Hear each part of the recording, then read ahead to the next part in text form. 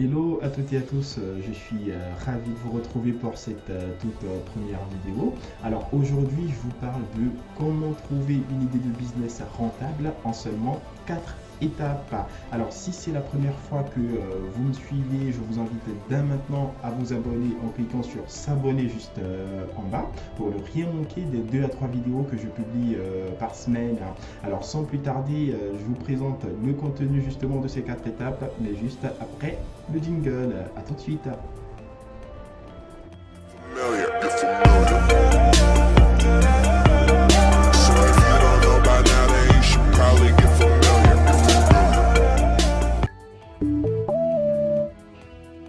Félicitations, vous êtes toujours là, vous allez donc pouvoir bénéficier, on va dire, des 4 étapes indispensables pour monter, pour trouver un business rentable en 2020.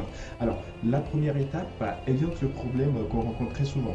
Quand on a envie de se lancer dans un business, on ne sait pas, est-ce qu'il faut faire ce qu'on aime ou est-ce qu'il faut faire ce qui marche voilà, sur le marché.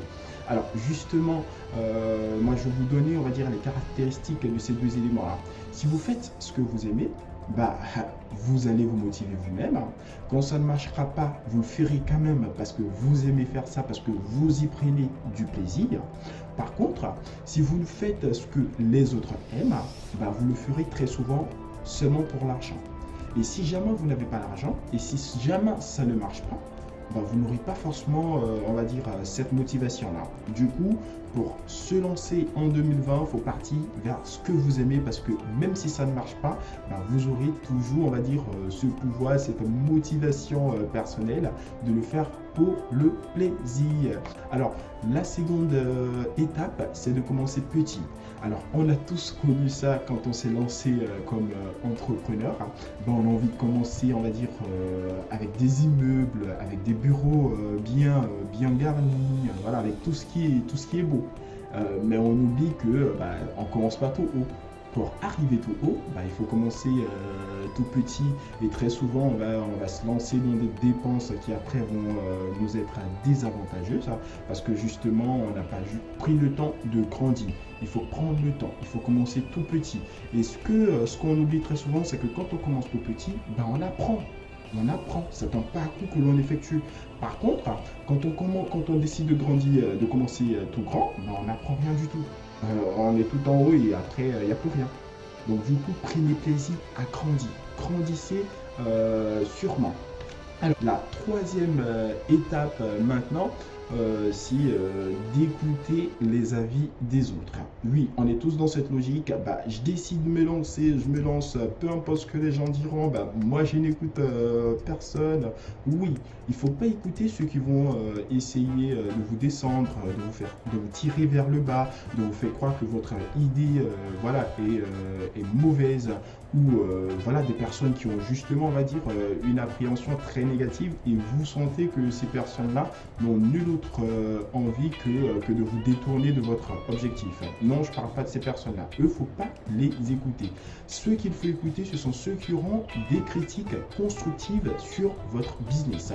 Ce sont des personnes qui vous diront par exemple, ça va, mais je crois que ça serait mieux si tu rajoutais ça. Voilà, c'est ce genre de critique constructive qu'il faut écouter. Il ne faut pas rester fermé parce que très souvent, quand vous êtes dans votre camp, vous ne voyez pas ce qui se passe autour de vous. Donc, il faut s'ouvrir au monde, il faut demander l'avis des autres. Qu'est-ce que vous en pensez? Qu'est-ce que vous aurez fait de mieux si vous étiez à ma place, ainsi de suite. Et vous allez voir que votre business ne fera que grandir. Alors, la quatrième étape, simplement de vous imposer une boucle d'amélioration continue. Alors, c'est quoi une boucle d'amélioration continue? C'est une boucle dans laquelle vous allez vous inscrire et au travers de laquelle vous allez progressivement évoluer. Et c'est quoi la clé d'une boucle d'amélioration continue? C'est tout simplement de planifier. Une fois qu'on a planifié, on agit. Une fois qu'on a agi, on vérifie les résultats. Une fois qu'on a vérifié les résultats, on les analyse et on replanifie.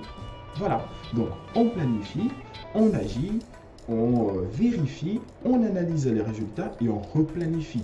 Ainsi donc, vous allez voir qu'à chaque fois que vous serez dans cette boucle, vous allez forcément gagner un point de plus, un point de plus, un point de plus. Je vous donne par exemple un exemple.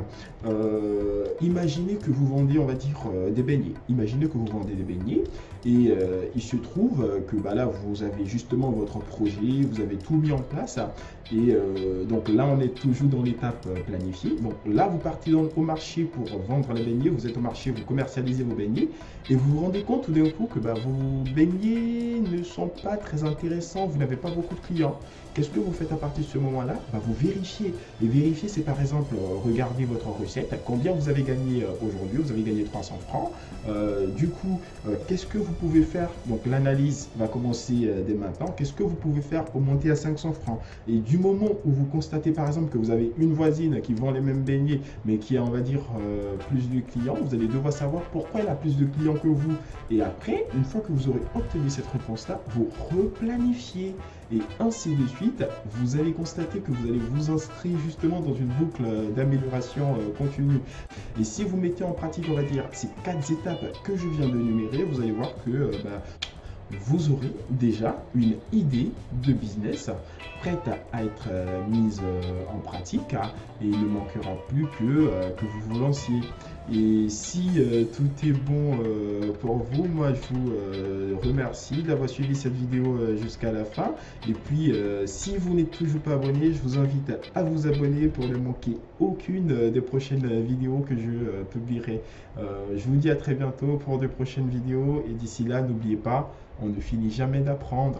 À très bientôt.